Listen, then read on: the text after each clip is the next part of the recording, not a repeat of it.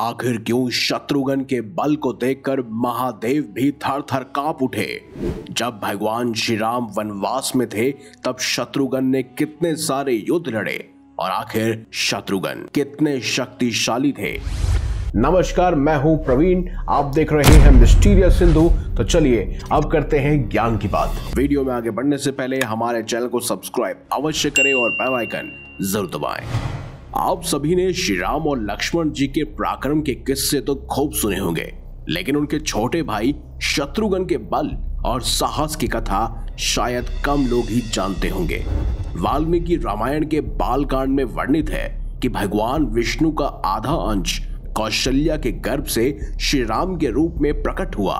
वहीं कैकेयी के गर्भ से भगवान विष्णु के चौथे भाग और सभी गुणों से युक्त भरत जन्मे और सुमित्रा के गर्भ से लक्ष्मण और शत्रुघ्न का जन्म हुआ। लक्ष्मण और शत्रुघ्न भगवान विष्णु के अष्ट मानस यानी कि 8वां भाग थे। वाल्मीकि रामायण के अनुसार श्री राम, लक्ष्मण, भरत और शत्रुघ्न भगवान विष्णु के ही अवतार माने जाते हैं और उनके नामकरण संस्कार स्वयं वशिष्ठ जी ने किए थे। चारों राजकुमार बहुत ज्ञानी और गुणों से संपन्न थे। पद्म पुराण में वर्णित है कि शत्रुघ्न भगवान विष्णु के सुदर्शन चक्र के अंश से प्रकट हुए थे और वह सभी प्रकार के अस्त्रों शस्त्रों के ज्ञान में निपुण और वीर योद्धा भी माने जाते हैं। वहीं हिंदू धर्म के अन्य ग्रंथ जैसे गर्ग संहिता, नारद पुराण, स्कंद पुराण और आदि रामायण के अनुसार शत्रुघ्न स्वयं भगवान विष्णु के अनिरुद्ध रूप हैं। राजा जनक की पुत्रियों के साथ भरत और शत्रुघ्न का विवाह संपन्न हुआ था। रामचरितमानस के अनुसार भरत की पत्नी का नाम मांडवी और शत्रुघ्न की पत्नी का नाम श्रुतकृति था। जब भगवान राम वनवास पर गए तो अयोध्या का कार्यभार भरत को सौंपा गया। उस समय अयोध्या के राज्य की सुरक्षा का भार युवा शत्रुघ्न के कंधों पर था। भरत जी श्री राम की चरण पादुका को सिंहासन पर रखकर अयोध्या के पास नंदीग्राम में रहने लगे। उन्होंने 14 वर्षों तक अयोध्या की पूरी सुरक्षा की जिम्मेदारी संभाली और पड़ोसी राज्यों से कई सारे युद्ध लड़े। वो न केवल युद्ध में निपुण थे, बल्कि जब राम, लक्ष्मण और भरत अयोध्या में नहीं थे तब शत्रुघ्न ही अपनी तीनों माताओं के लिए एकमात्र सहारा बने रहे। उनकी दुख सुख की घड़ी में सबसे बड़ा सहारा शत्रुघ्न ही थे। जब श्री राम के वनवास के कारण राजा दशरथ का निधन हो गया और भरत जी श्री राम की चरण पादुकाएं लेकर अयोध्या के पास नंदीग्राम में रहने लगे, तब शत्रुघ्न ने ही 13वें दिन की सभी रस्में पूरी की। दुखी होकर उन्होंने भरत से कहा, एक स्त्री के कारण श्री राम को वनवास जाना पड़ा, ये कितनी दुखद बात है। उसी समय मंथरा वहां आई जो सुंदर वस्त्र और आभूषणों से सजी हुई थी। उसे देखकर शत्रुघ्न का गुस्सा और बढ़ गया।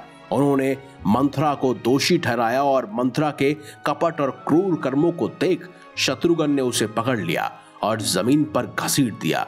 उन्होंने भरत जी से कहा कि इसने मेरे पिता और भाइयों को जो दुख दिया है उसे इसका परिणाम भुगतना ही चाहिए। ये कहकर शत्रुघ्न ने मंथरा को पकड़ लिया और जमीन पर घसीटना शुरू कर दिया। जब कैकेयी उसे छुड़ाने आई तो शत्रुघ्न ने उन्हें भी कड़ी फटकार लगाई।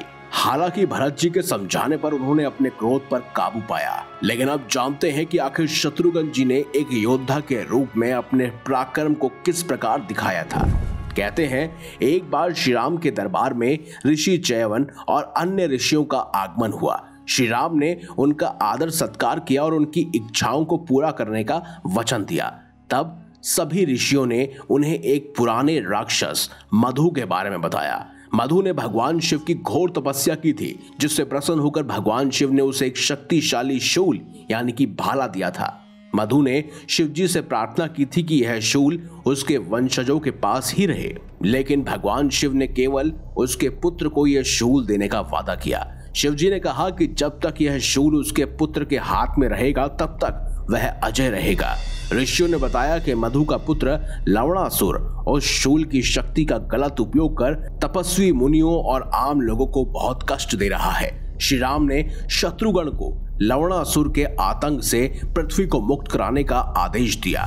प्रस्थान से पहले श्री राम ने शत्रुघ्न को एक दिव्य और अघोम बाण भी दिया। शत्रुघ्न अपनी सेना के साथ मधुपुरी की ओर निकल पड़े। शत्रुघ्न ने नगर के द्वार पर डेरा डाल दिया, लवणासुर के लौटने पर दोनों के बीच दरवाजे पर ही तीखी तकरार शुरू हुई और फिर भयंकर युद्ध शुरू हो गया। लवणासुर ने एक विशाल वृक्ष उठाकर शत्रुघ्न जी की ओर फेंका, लेकिन शत्रुघ्न जी ने अपने बाणों से उसे टुकड़े टुकड़े कर दिया। इसके बाद लवणासुर ने एक और वृक्ष उठाकर शत्रुघ्न जी पर हमला किया, जिससे शत्रुघ्न जी को चोट लगी और वह मूर्छित होकर गिर पड़े। लवणासुर ने सोचा कि शत्रुघ्न अब मर चुके हैं, इसीलिए उसने मौके का फायदा उठाने के बजाय भोजन सामग्री एकत्रित करना शुरू कर दी। थोड़ी देर में शत्रुघ्न को होश आया। उन्होंने तुरंत ही उस दिव्य बाण को अपने धनुष पर चढ़ाकर लवणासुर के वक्ष स्थल पर चलाया। बाण सीधे लवणासुर के हृदय में जा धंसा और उसे खत्म कर दिया।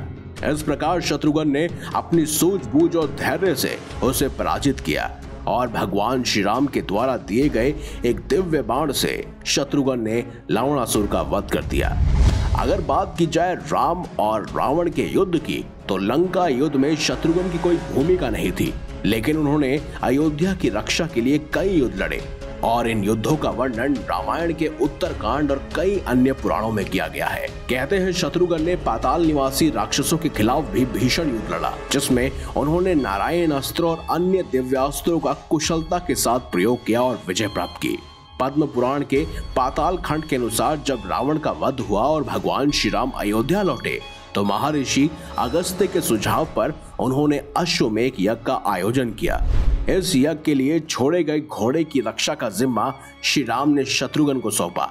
जब घोड़ा आगे बढ़ा तो कई राजाओं ने उसे पकड़ने की कोशिश की, लेकिन शत्रुघ्न के सेनापतियों ने उन सभी को हरा दिया। एक समय पाताल लोक के राक्षस विद्युतमाली और उसके भाई उग्रदुष्टा ने अपने साथियों के साथ मिलकर अश्व को पकड़ लिया। शत्रुघ्न के सेनापति भी उन राक्षसों के आगे हार गए। तब शत्रुघ्न स्वयं युद्ध करने पहुंचे। दोनों पक्षों के बीच भयंकर युद्ध हुआ। विद्युतमाली ने शत्रुघ्न पर पशुपतास्त्र का प्रयोग किया, जिसे शत्रुघ्न ने नारायण अस्त्र से शांत कर दिया।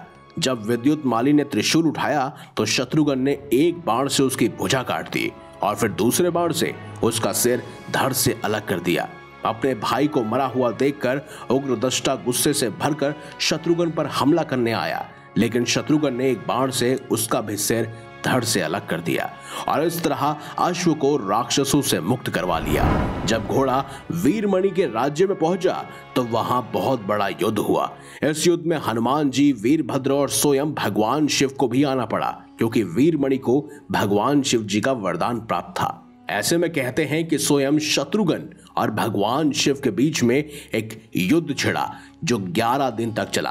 कहते हैं ऐसे में जब भगवान शिव अपने अस्त्रों का प्रयोग कर रहे थे, तब स्वयं शत्रुघ्न ने ब्रह्मास्त्र का प्रयोग शिव जी पर किया, जिससे भगवान शिव भी आंख बबूला हो गए थे और उसके बाद शिव जी के कई सारे प्रहारों से शत्रुघ्न मूर्छित हो गए। तब हनुमान जी ने महादेव से युद्ध किया और इसके बाद अश्व को लव और कुश ने पकड़ लिया। शत्रुघ्न और हनुमान जी ने अश्व को छुड़ाने के लिए बहुत प्रयास किए। एक समय शत्रुघ्न ने लव को बाणों से मूर्छित भी कर दिया था, लेकिन आखिरकार लव और कुश की जीत हुई। सीता जी के आशीर्वाद से शत्रुघ्न और उनके सैनिकों की जान बची। अंत में प्रभु श्री राम ने 11,000 वर्षों तक पृथ्वी पर धर्म पूर्वक शासन करने के बाद सरयू नदी में प्रवेश किया और अपने असली स्वरूप महाविष्णु में लौट आए। भरत और शत्रुघ्न ने भी श्री राम का अनुसरण किया और वे भी सरयू नदी में प्रवेश कर परम धाम को चले गए, जहां वह महाविष्णु में लीन हो गए। दोस्तों, शत्रुघ्न की वीरता और पराक्रम की गाथा सुनकर हमें यह समझ आता है कि उन्होंने न केवल अयोध्या की सुरक्षा की जिम्मेदारी बखूबी निभाई, बल्कि अपने साहस और बल से अद्भुत वीरता का प्रदर्शन भी किया और अपने परिवार की लाज रखी और उनकी सुरक्षा हमेशा उठाए रखी। आशा करता हूं कि आपको शत्रुघ्न की ये अनसुनी कहानी बेहद पसंद आई होगी। अगर आपको ये वीडियो अच्छी लगी है तो इसे लाइक कीजिए, हमारे चैनल को सब्सक्राइब कीजिए और ज्यादा से ज्यादा शेयर भी कीजिए। तो मिलेंगे अगली बार एक नई खास वीडियो के साथ। तब तक देखते रहिए संपूर्ण ज्ञान का केंद्र बिंदु मिस्टीरियस हिंदू।